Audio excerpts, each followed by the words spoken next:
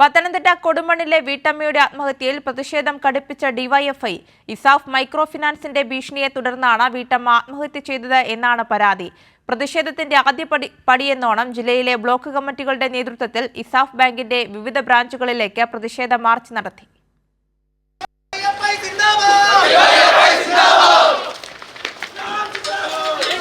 കടുത്ത പ്രതിഷേധമാണ് ഡിവൈഎഫ്ഐ ഉയർത്തുന്നത്. കുറ്റക്കാർക്കെതിരെ ശക്തമായ നടപടി സ്വീകരിക്കണം. മരിച്ച ലീലയുടെ കുടുംബത്തിന് ധനകാര്യ സ്ഥാപനം നഷ്ടപരിഹാരം നൽകണം. പത്തനംതിട്ടയിൽ നടന്ന ഡിവൈഎഫ്ഐയുടെ പ്രതിഷേധം ജില്ലാ സെക്രട്ടറി ബി നിസാം ഉദ്ഘാടനം ചെയ്തു. കേസെടുത്ത് അന്വേഷിക്കുകയാണ് പോലീസ്. പിന്നെ ഞങ്ങൾ ഈ സമരത്തിൽ ഉയർത്തിയ മറ്റൊരാവശ്യം, ആ കുടുംബത്തിന്റെ വായ്പ എഴുതി തള്ളാൻ നിങ്ങൾ തയ്യാറാവണം. ആ കുടുംബത്തിന്റെ ചികിത്സ പൂർണ്ണമായും ഇസാഫ് ബാങ്കിന്റെ മാനേജ്മെന്റ് ഏറ്റെടുക്കണം. ഒരു കുടുംബമാണ് അനാഥമായി പോയത്. ആ കുടുംബത്തിന് ആവശ്യമായ നഷ്ടപരിഹാരം നൽകണം. റാന്നിയിൽ ഡിവൈഎഫ്ഐ പ്രവർത്തകർ റോഡ് ഉപരോധിച്ചു. ഡിവൈഎഫ്ഐ കേന്ദ്ര കമ്മിറ്റി അംഗം ആർ ശ്യാമ സമരം ഉദ്ഘാടനം ചെയ്തു.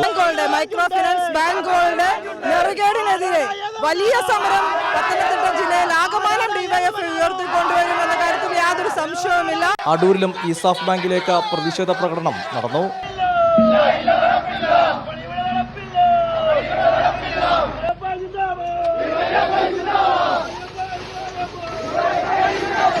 ഇസാഫ് ബാങ്കിന്റെ അധികൃതർ കുടുംബത്തിന് നഷ്ടപരിഹാരം നൽകിയില്ലെങ്കിൽ സമരം ശക്തമാക്കാനാണ് ഡിവൈഎഫ്ഐയുടെ തീരുമാനം. കൈരളി ന്യൂസ്, പത്തനംതിട്ട.